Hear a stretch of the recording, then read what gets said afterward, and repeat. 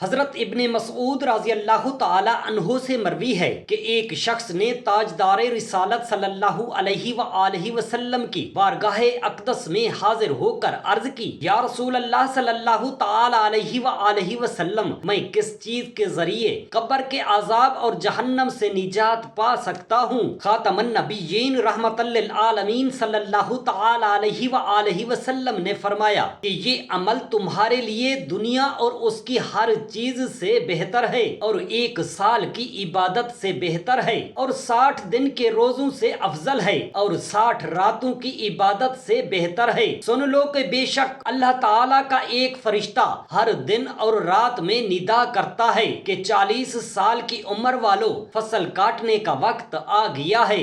50 سال والو، حساب کی تیاری کر لو۔ 60 سال والو، تم نے آگے کیا بھیجا اور پیچھے کیا چھوڑا ہے؟ 70 سال والو، تمہیں کس چیز کا انتظار ہے؟ وہ عمل یہ ہے۔ بسم اللہ الرحمن الرحیم۔ السلام علیکم ورحمۃ اللہ۔ محترم ناظرین، تاجدار رسالت صلی اللہ تعالی علیہ وآلہ وسلم کا فرمان عالی شان ہے کہ اللہ تبارک و تعالی فرماتا ہے، اے میرے بندے، تو 1 گھڑی صبح اور 1 گھڑی شام میرا ذکر کر، میں ان دونوں کے درمیان تجھے کفایت کروں گا۔ پھر فرمایا، اللہ تبارک و تعالی ارشاد فرماتا ہے، اے ابن آدم، تو کتنا مجبور ہے، مجھ سے سوال کرتا ہے تو میں منع کر دیتا ہوں، کیونکہ جو تیرے حق میں بہتر ہے میں اسے جانتا ہوں۔ پھر تو میری بارگاہ میں گڑ گڑا کر سوال کرتا ہے تو میں تجھ پر اپنی رحمت اور کرم سے عنایت فرماتا ہوں اور تجھے تیرا سوال عطا فرماتا ہوں۔ پھر تو میری عطا کردہ شے سے میری نافرمانی کرتا ہے تو میں تجھے ذلیل و رسوا کر دیتا ہوں۔ میں تیری کس قدر بہتری چاہتا ہوں اور تو میری کتنی نافرمانیاں کرتا ہے۔ قریب ہے کہ میں تجھ سے ایسا ناراض ہو جاؤں کہ اس کے بعد کبھی راضی نہ ہوں۔ اور بعض آسمانی کتابوں میں یہ بھی ہے کہ اللہ تعالیٰ ارشاد فرماتا ہے، اے میرے بندے، تو کب تک میری نافرمانی کرتا رہے گا، حالانکہ میں نے تجھے اپنا رزق کھلایا اور تجھ پر احسان کیا؟ کیا میں نے تجھے اپنے دست قدرت سے پیدا نہیں فرمایا؟ کیا میں نے تجھ میں روح نہیں پھونکی؟ کیا تو نہیں جانتا کہ میں اپنی اطاعت کرنے والوں کے ساتھ کیسا معاملہ فرماتا ہوں اور اپنی نافرمانی کرنے والوں کی کیسی گرفت فرماتا ہوں؟ کیا تجھے حیا نہیں آتی کہ مصائب میں مجھے یاد کرتا ہے مگر خوشحالی میں بھول جاتا ہے؟ اور نفسانی خواہشات نے تیرے چشم و بصیرت کو اندھا کر دیا ہے۔ تو کب تک سستی کرے گا؟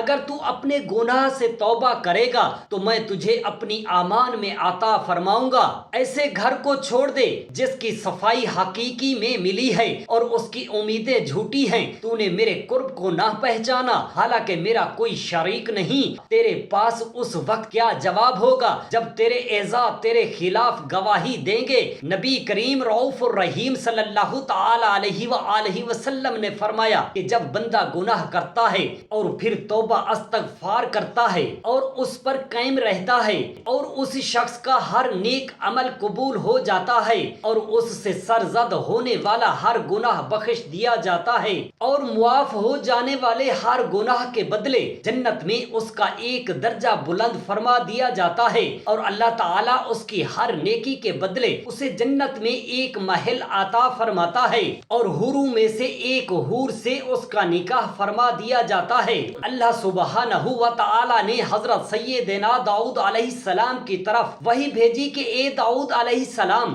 گنہگاروں کو خوشخبری دے دو اور صدیقین کو ڈر سناؤ۔ تو حضرت سیدنا داؤد علیہ السلام کو اس بات پر بڑا تعجب ہوا تو انہوں نے عرض کی، یا رب تعالی، میں گنہگاروں کو کیا خوشخبری دوں اور صدیقین کو کیا ڈر سناؤں؟ اللہ تعالیٰ نے فرمایا، اے داؤد علیہ السلام، گنہگاروں کو یہ خوشخبری سنا دو کہ کوئی گناہ میری بخشش سے بڑا نہیں، اور صدیقین کو اس بات کا ڈر سناؤ کہ وہ اپنے نیک اعمال پر خوش نہ ہوں، کیونکہ میں جس سے بھی اپنی نعمتوں کا حساب لوں گا وہ تباہ و برباد ہو جائے گا۔ اے داؤد علیہ السلام، اگر تو مجھ سے محبت کرنا چاہتا ہے تو دنیا کی محبت کو اپنے دل سے نکال دے، کیونکہ میری اور دنیا کی محبت ایک دل میں جمع نہیں ہو سکتی۔ اے داؤد علیہ السلام، جو مجھ سے محبت کرتا ہے وہ رات کو میرے حضور تہجد ادا کرتا ہے، جب لوگ سو رہے ہوتے ہیں وہ تنہائی میں میں مجھے یاد کرتا ہے،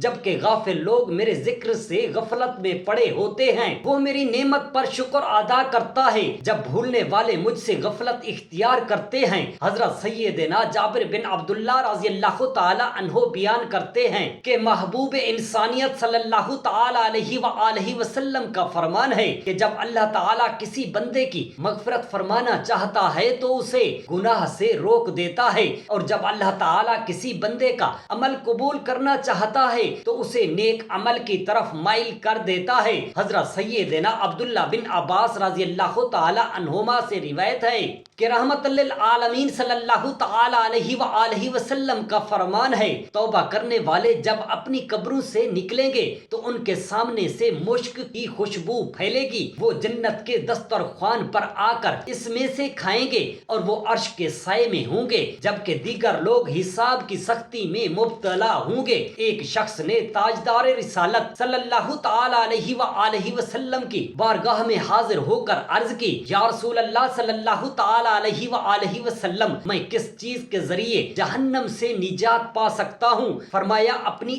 آنکھوں کے آنسوؤں سے۔ عرض کی میں اپنی آنکھوں کے آنسوؤں کے ذریعے جہنم سے نجات کیسے پاؤں گا؟ فرمایا ان دونوں آنکھوں کے آنسوؤں کو اللہ سبحانہ و تعالی کے خوف سے بہاؤ، کیونکہ جو آنکھ اللہ تعالی کے خوف سے روئے اسے قبر کا عذاب اور جہنم کا عذاب نہیں ہوگا۔ حضرت سیدنا ابن مسعود رضی اللہ تعالی عنہ سے روایت ہے کہ خاتم النبیین رحمت للعالمین صلی اللہ تعالی علیہ وآلہ وسلم کا فرمان عالی شان ہے کہ اللہ سبحانہ و تعالی کے خوف سے مومن کی آنکھ سے نکلنے والا قطرہ اس کے لیے دنیا اور اس کی ہر چیز سے بہتر ہے اور 1 سال کی عبادت سے بہتر ہے، اور اللہ تعالی کی عظمت اور قدرت کے اس ایک گھڑی غور و فکر کرنا 60 دن کے روزوں اور 60 راتوں کی عبادت سے بہتر ہے۔ سن لو کہ بے شک اللہ تعالیٰ کا ایک فرشتہ ہر دن اور رات میں ندا کرتا ہے کہ 40 سال کی عمر والو فصل کاٹنے کا وقت آ گیا ہے، اے 50 سال والو حساب کی تیاری کر لو، اے 60 سال والو تم نے آگے کیا بھیجا اور پیچھے کیا چھوڑا ہے، اے 70 سال والو تمہیں کس چیز کا انتظار ہے؟ کاش کہ مخلوق پیدا نہ ہوتی، اور جب پیدا ہو گئی ہے تو کاش اپنا مقصد حیات جان لیتی، پھر اس کے مطابق عمل کرتی۔ خبردار قیامت تمہارے قریب آ گئی، ہوشیار ہو جاؤ۔ حضرت عیسیٰ علیہ السلام ایک بستی سے گزرے تو اس کے تمام باشندوں کو گلیوں میں منہ کے بل گرے ہوئے مردہ حالت میں پایا۔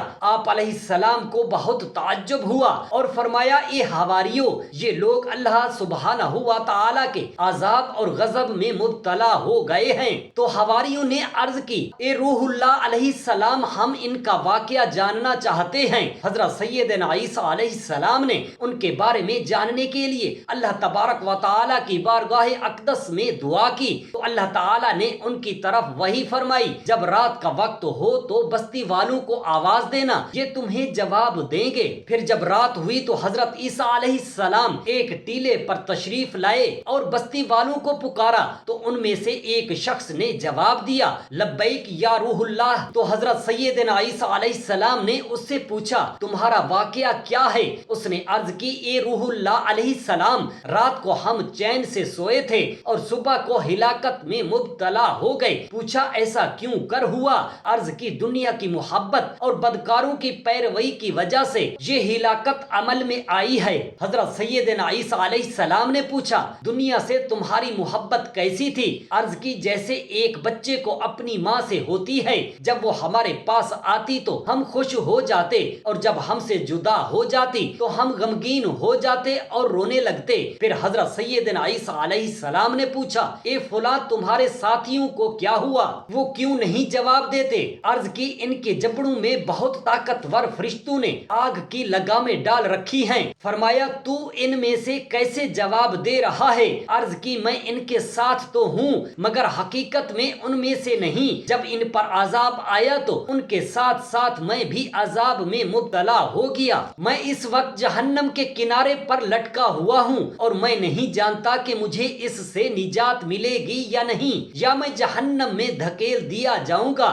سرکار مدینہ راحت قلب و سینہ صلی اللہ تعالی علیہ وآلہ وسلم نے ایک دن اپنے صحابہ کرام رضوان اللہ تعالی علیہم اجمعین سے ارشاد فرمایا, کیا تم جانتے ہو کہ مفلس کون ہے؟ عرض کی, یا رسول اللہ صلی اللہ علیہ وآلہ وسلم, ہمارے نزدیک مفلس وہ ہے جس کے پاس نہ تو دینار ہوں نہ ہی درہم. تو حضور پاک صاحب لولاک صلی اللہ تعالی علیہ وآلہ وسلم نے ان سے فرمایا, ایسا نہیں ہے, بلکہ مفلس تو وہ ہے جو قیامت کے دن نماز, روزے, زکوٰۃ اور صدقہ لے کر آئے گا, لیکن اس نے کسی کو گالی دی ہوگی, کسی کو تھپڑ مارا ہوگا, کسی کا مال دنیا میں دبا لیا ہوگا اور کسی کا خون بہایا ہوگا, تو اسے اس کی نیکیاں دی جائیں گی. اور پھر ایک شخص آئے گا, اسے بھی اس طرح اس کی نیکیاں دی جائیں گی, یہاں تک کہ لوگوں کے حقوق ادا کرنے سے پہلے ہی اس کی نیکیاں ختم ہو جائیں گی. پھر اسے ان کے گناہ دیے جائیں گے تو اسے ان لوگوں کے گناہوں کی وجہ سے جہنم میں پھینک دیا جائے گا. یہی شخص مفلس ہے. حضرت سیدنا ابی بن کعب رضی اللہ تعالی عنہ سے روایت ہے کہ ایک مرتبہ رات کا چوتھائی حصہ گزر گیا تھا. رسول اللہ صلی اللہ علیہ وآلہ وسلم کھڑے ہوئے اور لوگوں سے فرمایا, اے لوگو, اللہ تعالیٰ کا ذکر کرو, اللہ تعالیٰ کا ذکر کرو. تھر تھرانے والی آ گئی, اس کے پیچھے آئے گی, پیچھے آنے والی موت آئے گی, اپنی تمام تر مشقتوں کے ساتھ موت آئے گی, اپنی تمام تر مشقتوں کے ساتھ. حضرت ابی بن کعب رضی اللہ تعالی عنہ نے عرض کی, یا رسول اللہ صلی اللہ علیہ وآلہ وسلم, لیکن اب میں تو آپ پر کثرت سے درود پاک پڑھوں گا. یا رسول اللہ, میں کتنے وقت تک درود پاک پڑھتا رہوں؟ فرمایا, جتنا چاہو. میں نے عرض کی, چوتھائی حصہ. فرمایا, جتنا چاہو, اگر زیادہ وقت پڑھو گے تو تمہارے لیے بہتر ہے. میں نے عرض کی, آدھا حصہ رات دن کا یا ان میں سے کسی ایک کا. فرمایا, جتنا چاہو, اگر زیادہ وقت تک پڑھو گے تو وہ تمہارے حق میں بہتر ہوگا. تو میں نے عرض کی, 2/3 حصہ. آپ صلی اللہ علیہ وآلہ وسلم نے ارشاد فرمایا, جتنا چاہو, اگر زیادہ وقت تک پڑھو گے تو یہ تمہارے حق میں بہتر ہوگا. میں نے عرض کی, پھر سارا وقت ما سوائے اللہ تعالیٰ کے فرائض اوقات کے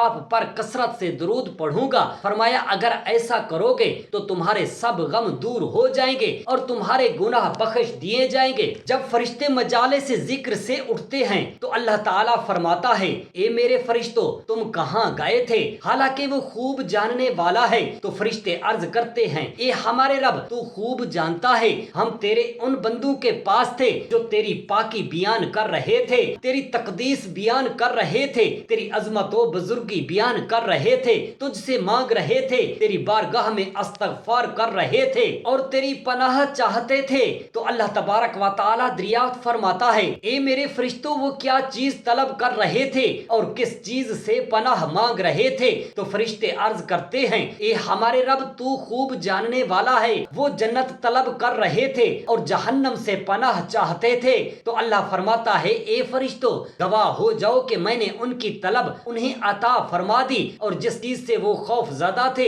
اس سے انہیں امان عطا فرما دی اور اپنی رحمت سے انہیں جنت میں داخل فرماؤں گا. اللہ تبارک و تعالی سے دست ادب دعا ہے, میرے تمام مسلمان بہن بھائیوں کو آپ صلی اللہ علیہ وآلہ وسلم پر درود شریف پڑھنے والا بنائے اور آپ صلی اللہ علیہ وآلہ وسلم کی سنت مبارکہ پر چلنے والا بنائے. آمین یا رب العالمین. جزاک اللہ خیرا کثیرا.